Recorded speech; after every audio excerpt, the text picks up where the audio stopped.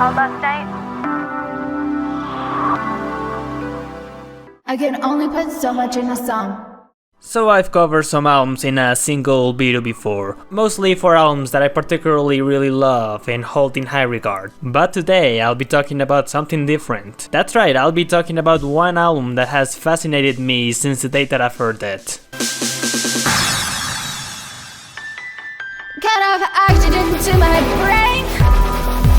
My Teenage Dream Ended is for sure a very strange album. In fact, it's probably the strangest album that I've ever heard. The first time that I knew about it was from a Wikipedia article called List of Music Considered the Worst. And the album was on the 2010s.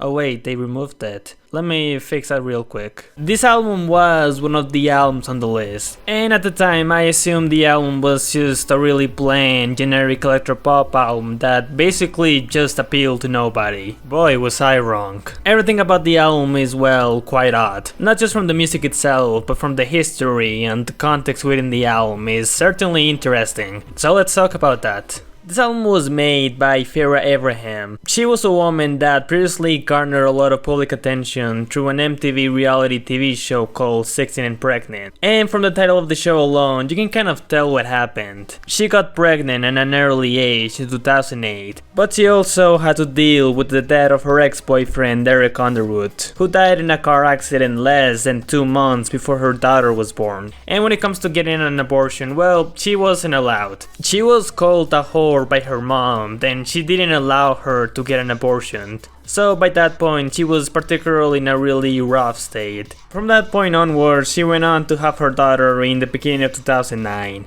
And MTV also had a spin-off series to 16 and Pregnant called Teen Mom, a show that covered the struggles of being a young parent. And because 16 and Pregnant was very successful, Farrah Abraham was of course invited back to Teen Mom. So yeah, based from what she was going through around that time, she decided to both write an autobiographical book and record an album of the same name. The early 2010s really was about living the teenage dream. I mean, you have Teen Dream, Teenage Dream, and now you have My Teenage Dream Ended, the full trilogy. Also, Farrah Abraham recorded the album with mixing engineer Frederick M. Cubas. I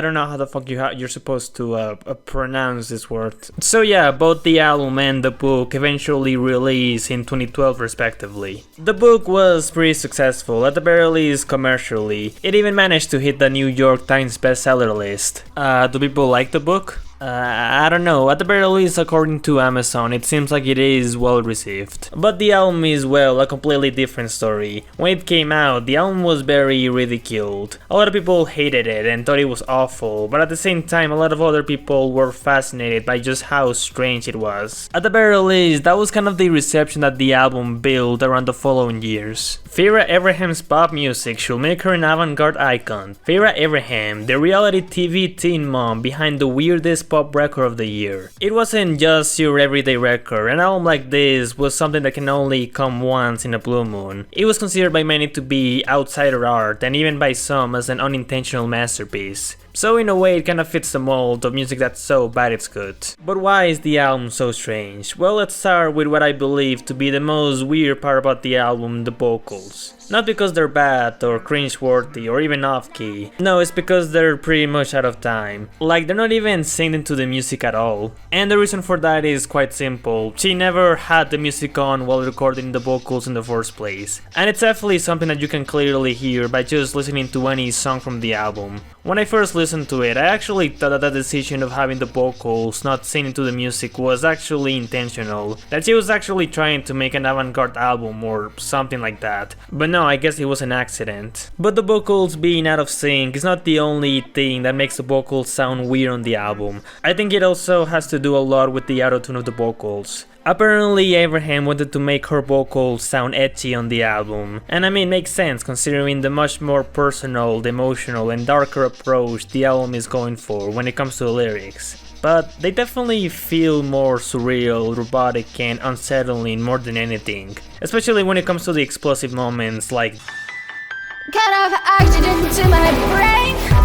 So yeah, combine that raw emotion with a lot of the autotune and you definitely get something quite surreal. And when she's singing in a much more toned down or simply in a regular manner, it sounds equally odd somehow, because well, it just sounds so detached from everything. It doesn't help that the vocals can be occasionally mixed really low for some reason, or in a way where you cannot really comprehend what she's singing. Like there are songs on Spotify where even the lyric pages can't even make out what she's singing about. Oh yeah, what she's singing about on these songs. Yeah, the vocals are definitely not the only unsettling thing about the album. The album talks about her teenage pregnancy, her ex-boyfriend, her experiences, her situations, and all of the struggles that come with it. The album kind of reads as a story. Most of the song titles are taken from the book's chapter names, and it goes through her experiences in a chronological way. And well, the scary aspect about the lyrics is not just how raw and emotional they are, but they're so honest to the point where they feel, well, unnerving. And to my experience, the lyrics feel even more disturbing after you read what he was going through during that time. This is no album with fictional lyrics, this is based indeed on a true story. The song that's probably the most emotionally raw is Searching for Closure, a song that talks about her ex death and her feelings towards the situation that she finds herself in. And on my own continues on with that emotional punch. There's also some rather odd lyrical bits throughout the album, not even because they're emotionally raw, it's just generally odd lyrical bits. Like for example on Liar Liar, Abraham does kind of a plucking flower game thing for like half the track.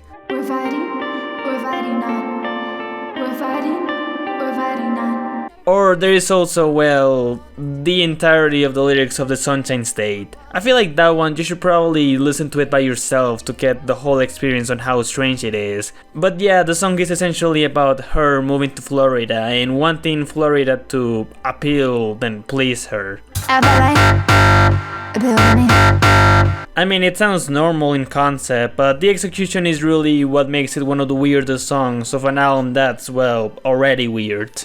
And of course there's the production of the album, which is probably the most unintentionally avant-garde aspect of the whole thing, because well, sound-wise the album isn't really trying to be any weird genre. In fact, the album sound is basically what was common for early 2010s pop at the time. Electropop, dance pop, EDM, it's trying to be an ordinary pop album from the time. But the production of the album is so bare bones and amateurish that it can often come off as distracting. Like, it's not even bare bones in the sense that it's generic, I'm more so referring to the production of someone who has very little experience with music production. It's not always strange actually. For songs like Without This Ring or Searching for Closure, I mean, it's fine I suppose. I think it's more so the times when the album goes for a harsher approach, like on Caught on the Act, on Planned Parenthood, The Sunshine State, Finally Getting Up from Rock Bottom, which by the way was the only single from the album. And I will even say the build up from the first track. Something that is interesting about the sound of the album is that on the following years after the album came out, it has been described as ahead of its time by a lot of people, and that's mainly because the album is often referred to as the birth of hyperpop, specifically with the fun call That Changed My Life. And why do I always go back to this track? Yeah, this is probably my favorite song from the album. It really is a song that highlights the absurdity and surrealism of the album the best, on top of the song just being the most enjoyable of the bunch. But yeah, the song is essentially proto-hyperpop, which is interesting for an album like this. Not only the album predicted hyperpop, but like I said before, the album throughout these years has been commonly labeled as an accidental masterpiece, and one of the essential so bad it's good albums out there. It is definitely worth checking out. It doesn't even matter what kind of tolerance and patience you have for an album like this. It came out in 2012 and 11 years after, it still remains something unlike anything else that I've heard before. It really is a fascinating experience. Also let me know if there's a way to find the book.